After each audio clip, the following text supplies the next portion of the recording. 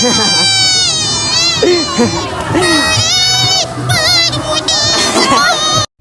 init kasi ng panahon ngayon kaya naisipan ko muna gumala at pumasyal sa mall para magpalamig. Pero bago ang lahat, ganito nga pala yung nadaanan ko. Saksakin mo! Nandito nga pala ako sa SM City, San Fernando, downtown. Sa tapat ng hotel. Cut na natin yung video. Ngayon, nandito na ako sa CR para mag-ayos ng sarili. Yun know, geng-geng ang dating. Yun nga, forma lang ang meron pero walang pera yan. Ganyan talaga yung mga kabataan. Yung tipong 20 pesos lang pera mo pero di mo alam kung saan aabot. Aabot? Dito nga inayos ko na yung sarili ko kasi gusto kong libutin tong buong SM.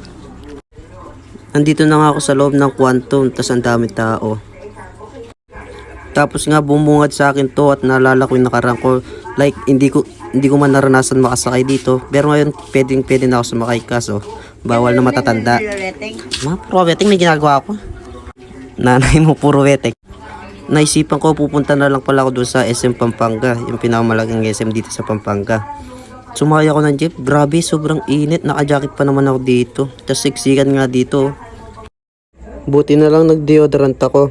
Kundi lahat kayo mapuputukan ko. Tapos yun nga no, nandito na ako sa Robinson. Kasi papunta na ako ng SMP dyan.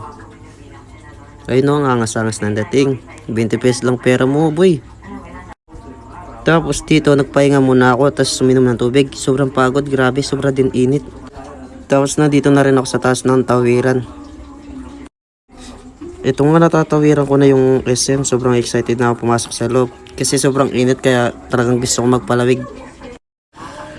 Tingnan mo maglakad dito, feeling artista. 20 lang yung pera. You know, angas, di namamansin. Dito nga sumakay na ako ng elevator. Escalator para pumunta na sa pupunta akong Quantum. Pagpasensyaan nyo na yung pormahan ko, ganyan talaga ako pumorma. Parang first time sumakay ng escalator to. Tumalon pa talaga.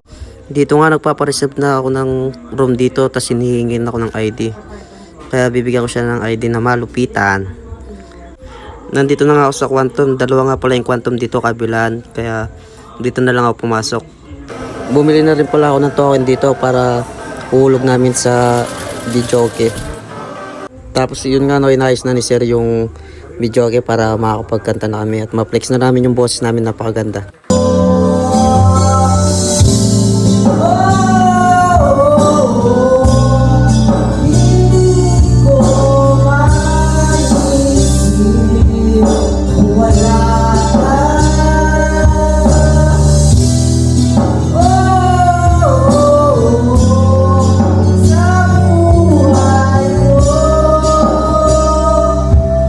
Tapos itong kasama ko may palaman-laman pa siyang ganyan.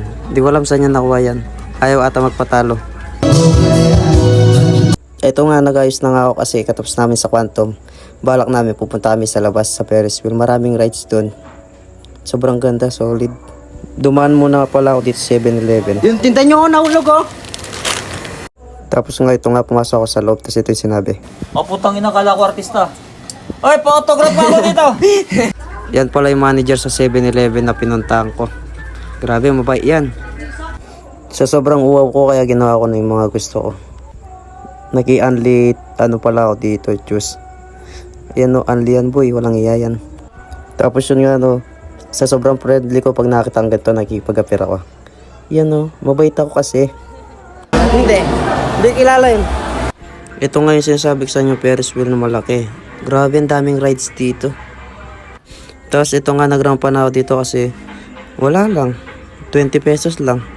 Nakasalubong ko nga pala dito si Spider-Man. Grabe, Spider-Man yun, nagbubudots pala. Tapos yun nga no, nakipag-apera ako sa kanya. Buti na lang din niya ako binasyo. Tapos sinagpa ako niya dyan. Grabe, bait nito ah.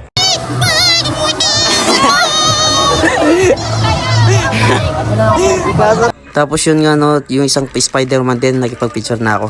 Grabe ang payat pala ni Spider-Man sa personal. Spider-Man nyo, Malnores. Dito nga may nakakilala sa akin dito, tapos sabi niya picture daw kami. Pero sa totoo lang kapaka ako yan. Charot. Ito nga pa uwi na ako. Grabe, gabi na pala. Di ko na malayan sa sobrang na-enjoy ako. Kaya magabang na lang ako ng jeep dito sa labas. Buti na lang tong kasama ko hindi nagreklamo kasi ginawa ko siyang videographer.